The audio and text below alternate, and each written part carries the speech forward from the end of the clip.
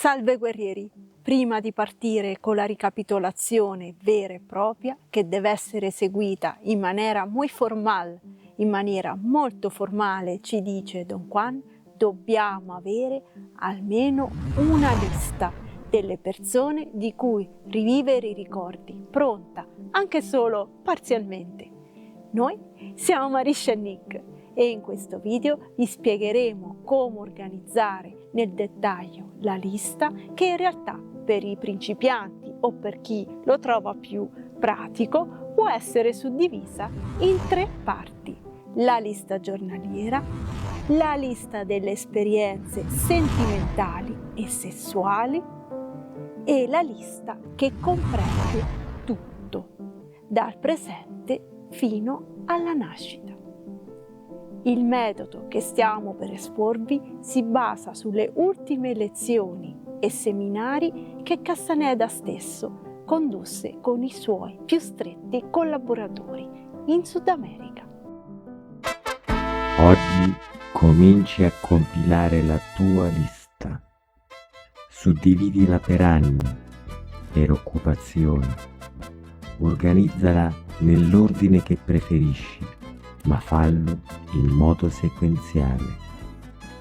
Inizia dalla persona più recente e termina con mami, papi, mammina e papino.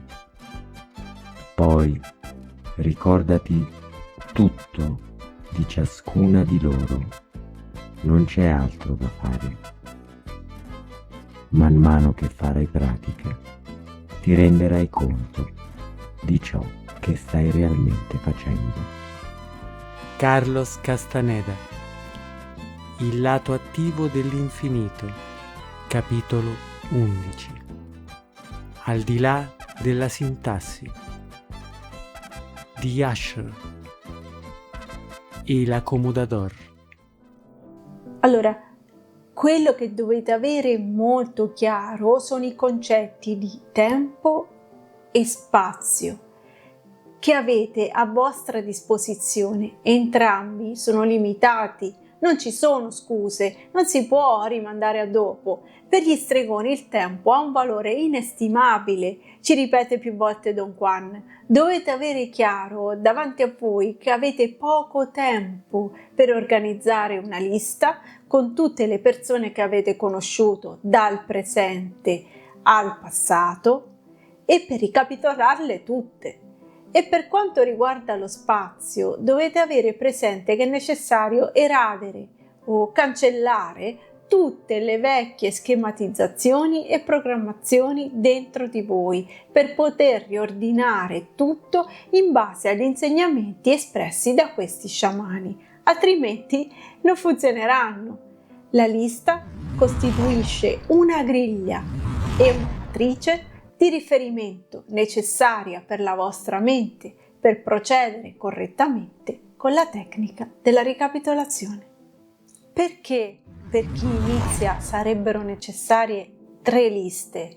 Perché per un principiante è molto difficile interrompere il dialogo interno, ripercorrendo nei dettagli i ricordi, spostando il punto di unione e ritornare in qualche modo realmente lì.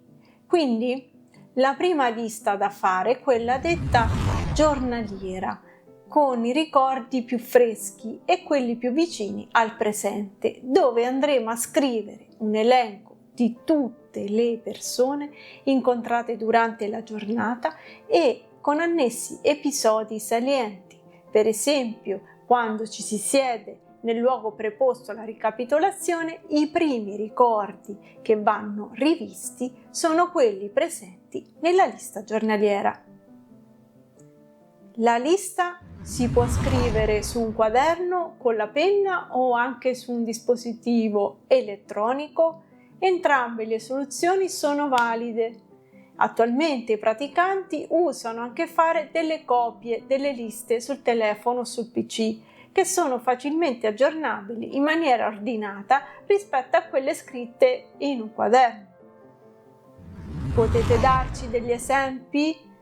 Certo, anche alla fine del video troverete dei files da scaricare con degli esempi di liste e un modulo in bianco dove provare a fare un primo tentativo. Vi faccio vedere un esempio di lista giornaliera dove abbiamo alle ore 20 e 21 persone, individui, cena con i familiari, dove in casa scene, evento, conversazioni su spese costose per la ristrutturazione della casa, emozioni, preoccupazione. Alle ore 18 invece abbiamo persone, individui, veterinari e proprio animale domestico, dove studio veterinario e scene, evento, la gattina Willy si è ristabilita dopo una malattia e l'emozione provata è il sollievo. Alle ore 16 abbiamo dove persone, individui, cassiera Erika, dove spese al supermercato, scene, mettere i prodotti sul bancone, emozioni provate, indifferenza mista a preoccupazione per i prezzi alti del cibo. La lista che riguarda le esperienze sentimentali e sessuali. L'unica cosa che un uomo cerca, disse Clara con la sua consueta franchezza, è manovrare una donna fino a metterla nella condizione di poter lasciare nel suo corpo i propri vermi luminosi. Di che cosa stai parlando? Chiesi. Clara spiegò che durante l'atto sessuale un uomo lascia parte della propria energia nel corpo della donna. Questi vermi luminosi, come li chiamava lei, nutrendosi dell'energia della donna, la costringono a sostenere energeticamente il proprio uomo, senza che lei lo voglia o ne sia consapevole. Gli stregoni, invece, non sprecano la propria energia sessuale, ma la conservano per utilizzarla nel sognare o nell'arte dello stalking. Questo è un argomento molto spinoso, ma anche molto interessante, e ne parla ampiamente Taisha Belar. In particolare, le donne dovrebbero infatti porre molta più attenzione degli uomini sulla lista delle interazioni con l'altro sesso. Nel volume Il passaggio degli stregoni, Clara le spiegò che gli uomini lasciano attraverso gli atti sessuali nelle donne dei filamenti luminosi detti tapeworms, nastroverme o più semplicemente vermi. Purtroppo, attraverso questi filamenti le donne alimentano energeticamente gli uomini anche a distanza. Questo causa grossi ammanchi di energia nelle donne, con conseguenti disturbi di vario genere. Abbiamo intenzione di fare un video apposito per riportare l'intero dialogo con tutti i dettagli più significativi. Per adesso, quello su cui vi dovete concentrare, sia gli uomini sia le donne, è di appuntarvi, partendo dal presente al passato, tutti i nomi di tutti i vostri incontri sentimentali e i rapporti intimi. Non ha importanza il vostro orientamento sessuale, non ci sono giudizi o discriminazioni. Ci tengo a precisare di non saltare la parte che riguarda la fase del coinvolgimento emotivo, del corteggiamento reciproco, oppure l'ultima fase, quella in cui si è deciso di lasciarsi. Al contrario, porre particolare attenzione a quegli eventi, perché è lì che ci sono i punti salienti di aggancio che non ci fanno staccare mai veramente dalle persone amate o per le quali si è avuto un'infatuazione in passato. Ovviamente bisogna ricapitolare gli atti sessuali veri e propri, ma bisogna concentrarsi di più sulle parole dette e sulle emozioni provate in quel momento. Mi raccomando, le emozioni. Questo vale per tutta la ricapitolazione. Valgono quelle provate in quel momento, non quelle che si provano nel presente, rivivendo il ricordo. Non dovete stare lì a giudicare niente, se è possibile, ma rivedere il momento esattamente come è stato. Non dite a voi stessi avrei potuto fare così o non avrei dovuto fare in questo modo, ma non serve. In particolare non cercate di cambiare l'evento. Dovete rivivere il ricordo così come è esattamente si è svolto. Il vostro scopo è riprendere filamenti e restituire quelli altrui. Lo so, a me spesso mi viene da dire, ma a questo tizio perché non gli avevo dato uno schiaffone? Ero così giovane e ingenua, mi aveva lasciata lì da sola per andare con un'altra. E poi, perché ci sono riuscita? Che cosa pensavo di fare? Di cambiarlo? Voleva solo sesso da me.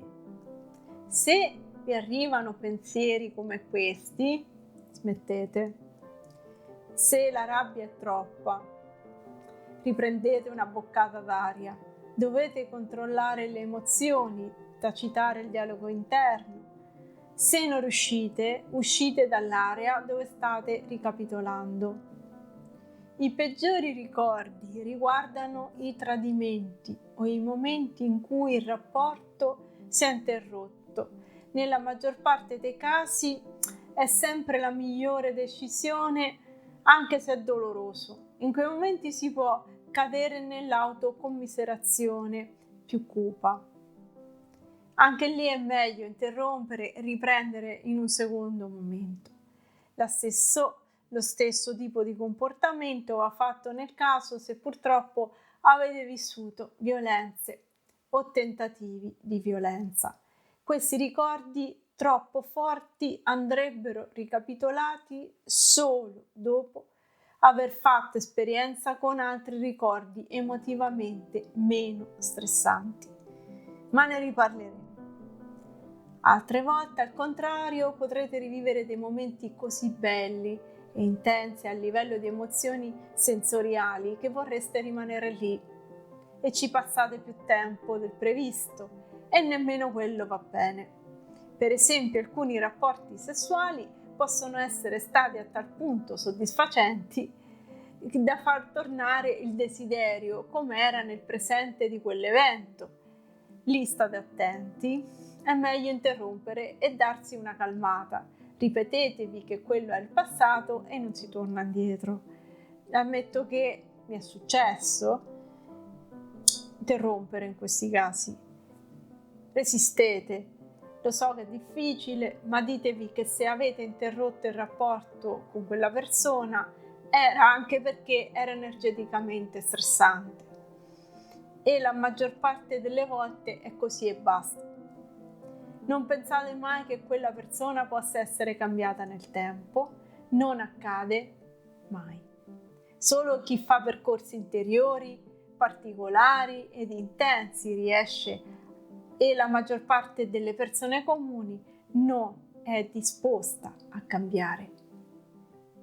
Se un uomo è un seduttore narcisista, tale rimane, e a quanto pare l'informazione che ha dato Clara conferma che lo fa inconsciamente per avere maggiore successo nella propria vita, alimentandosi attraverso le donne. Ma di questo parleremo nel video specifico.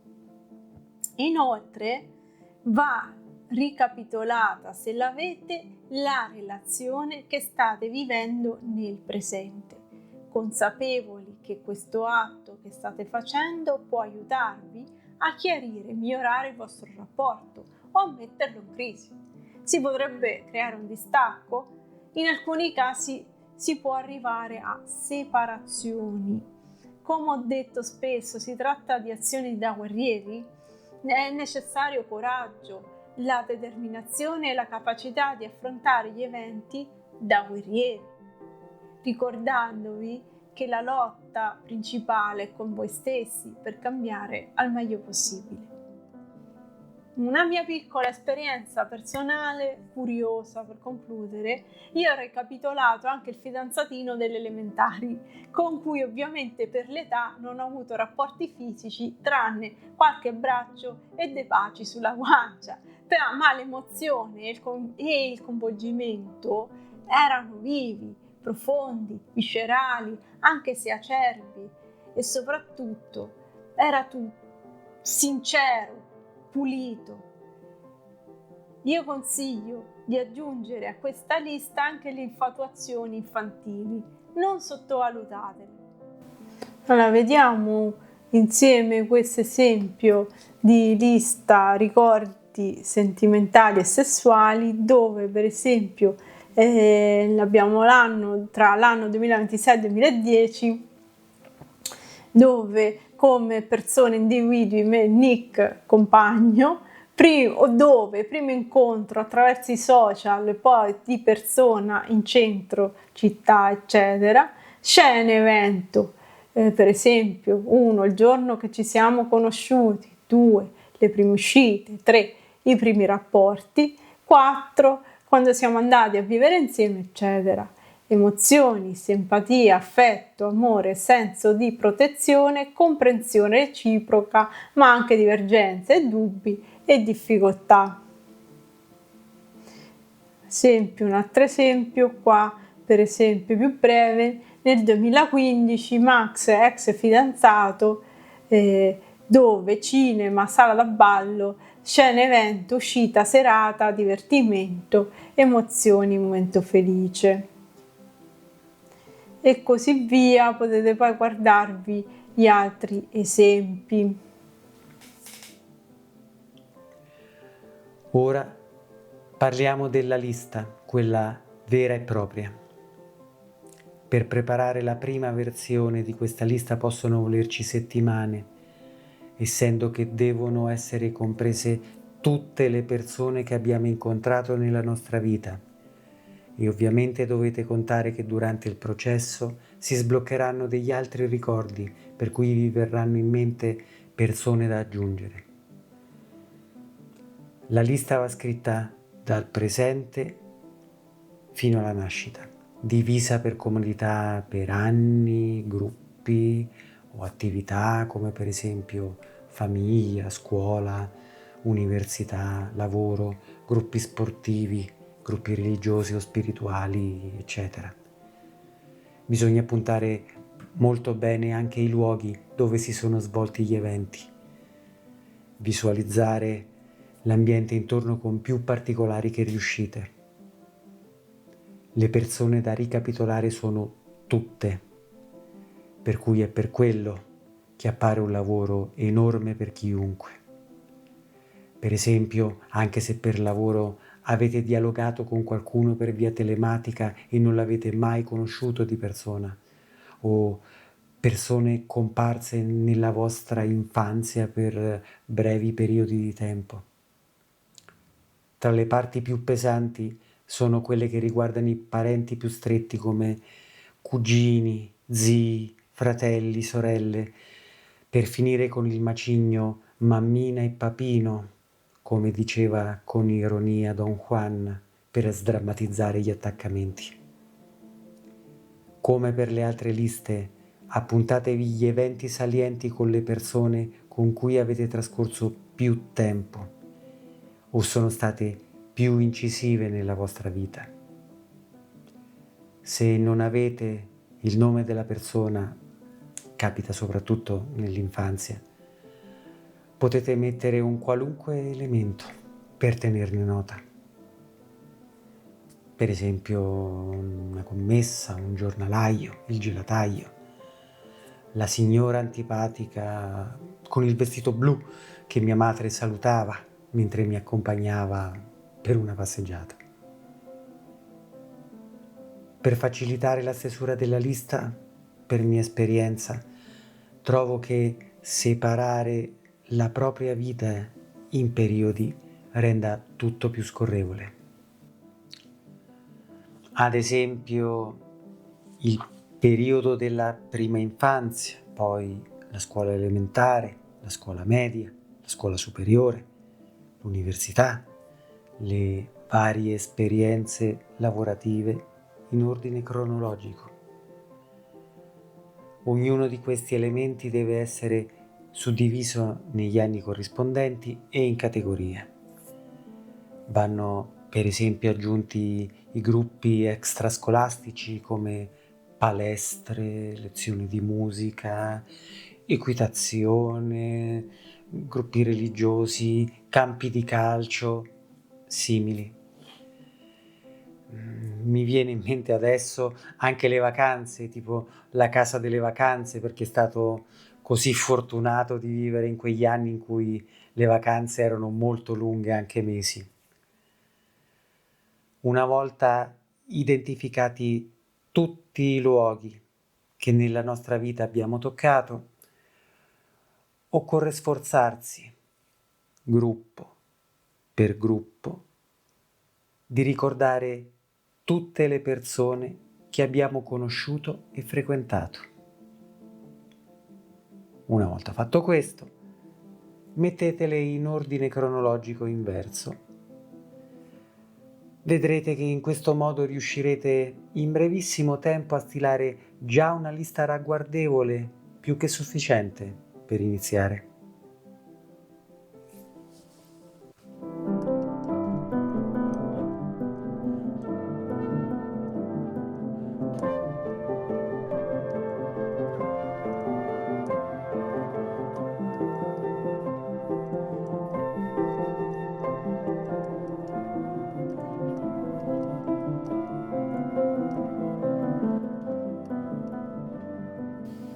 Ringraziamo tutti i nostri utenti e un ringraziamento particolare va a coloro che sostengono questo canale abbonandosi o in altre forme.